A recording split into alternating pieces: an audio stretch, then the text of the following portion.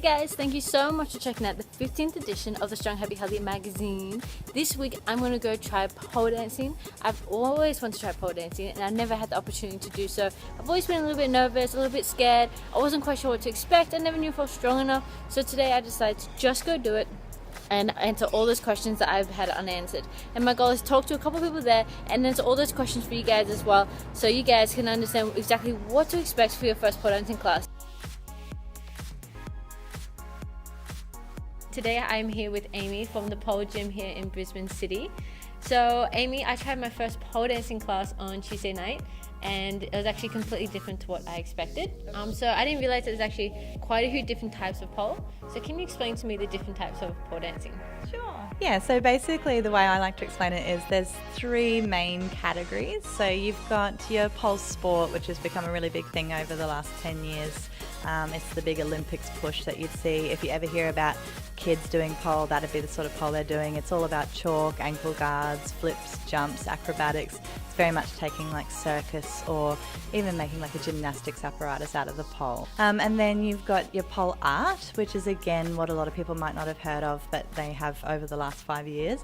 And it's basically mixing any kind of dance form with pole that you might not have been used to, so maybe contemporary dance or even just theatre. We've done a play once when it was just all dialogue and the poles and no dancing at all. So and then you've got what we call classic pole, which is still the sort of sexy side of pole dancing, and it's quite interesting because it started off as a really big thing and then everybody was out to prove that pole can be something different, so it really sort of pulled away for a little bit, and it's made a big resurgence in the last couple of years. A lot of people want to come back and try sexy pole dancing. So yeah, we like to cover all three styles at the pole gym. So who is pole dancing for? Because I saw there was a lot of males as well, and actually the crowd was completely opposite to what most people think pole dancers are like. So who is pole dancing exactly for? Yeah, pretty much everyone. We've always had a really big mix of ages and fitness levels, but yeah, all ages and sizes. Most studios, well, there's a lot of studios that are doing both genders now. It did start off as quite a girl thing to do, but certainly in terms of the pole sport side of things with the tricks and acrobatics. So what do you say to people that think that pole dancing is just for more of like the showgirls and the sexy side of things?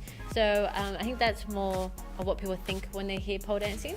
So what do you say to those type of people? How do you tell them that it's not about that? It's more about the acrobatics and the techniques. Yeah, well, that was kind of the line for the first, 5-6 years of the industry is, it's not this. So that's why we spend our time opening ones, because it is that. We don't shy away from that element of it. What we need people to understand, though, is that, there are the different elements. So if kids were doing it, they wouldn't be doing the sexy side. If people wanted to do the sporty side, they would only do the sporty side. But as opposed to walking around and saying it's not this, which talks down the whole industry that a lot of the pole studios came out of, it's about celebrating all the different styles, including that one. So we try to open people's minds rather than just change them from one to the other. So what are some of the other benefits of pole dancing? Because I actually did meet one girl who's lost an insane amount of weight from pole dancing. So what are some benefits other than learning how to dance on a pole? Sure. Well, obviously there's massive fitness benefits, which is why people have really gotten into it and why it's survived past that sort of fad stage, because it obviously has the results. There's been a few comparisons done between sort of sit-up exercises and things like that and pole, and it's been shown to be a really good core workout. We find a lot of people, though, they might start to lose weight or they want to get stronger or whatever their fitness goal is, but that becomes a bit of a side goal. They do get it, but it starts to become very quickly about what pole tricks they're learning next. They might have been scared about wearing their little shorts, but next lesson they're just wearing shorter shorts because they want the skin grip to get the trick. So it's really positive that the focus takes away away from the body image and moves on to more what can I do with my body, how active can I be, and how can my body function in a way to achieve what I want in this sport. So do you need good upper body strength before you start pole, or is it something that you can build along the way? Yeah, that's absolutely one of the biggest misconceptions that we have. So many people, they don't start pole because they feel like they need to go and get completely fit first before they start. So the whole point of starting at level 1 is to start with your very first pole tricks and climbs and slowly building up your upper body strength. You don't have to be able to lift your body weight off the floor, but by trying to, you get stronger and then you can later. So that's the whole point of it. So what are some of people's biggest fears before starting pole?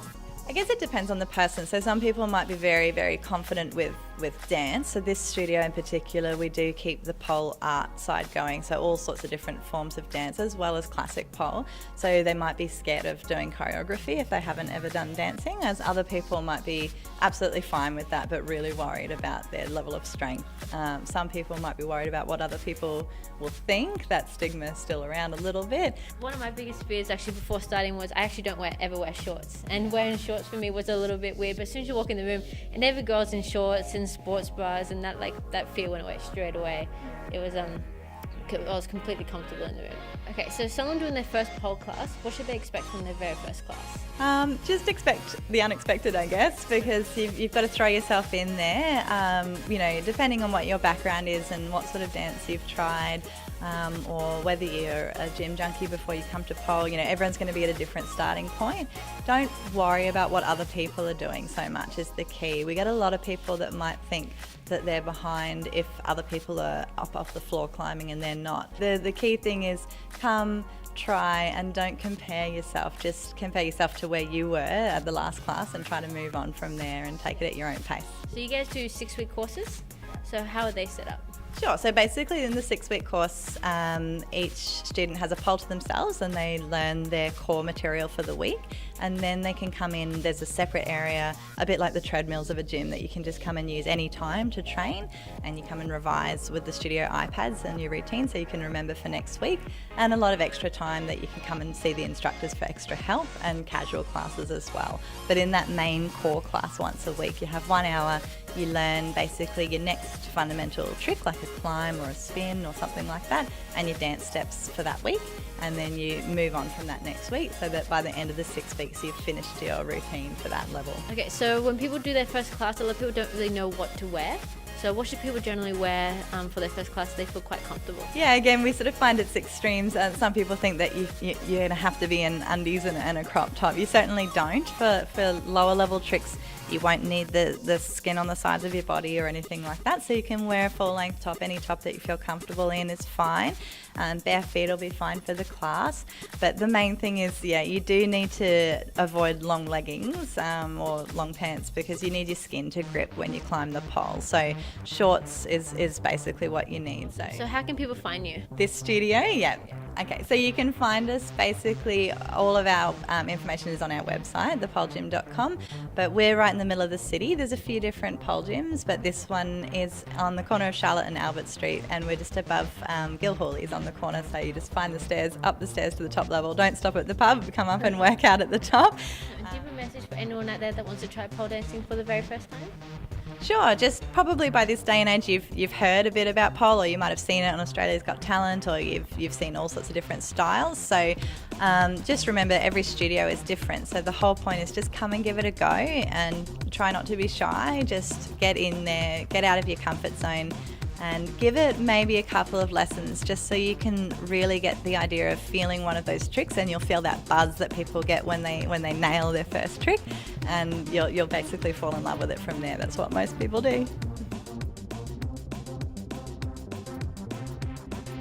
Thank you so much for checking out this introduction to pole dancing episode. I had so much fun doing it. I had more fun pole dancing than I actually thought I would. I've always wanted to try pole dancing, but I just had so many unanswered questions, and this episode really answered every question that I needed to know about what to expect from my first pole dancing class. So I really hope that I got to answer some of those questions for you guys as well. So if you like this video, please make sure you like, follow, and subscribe to all my social channels, and there's lots of cool videos coming up in the future, so please stay tuned.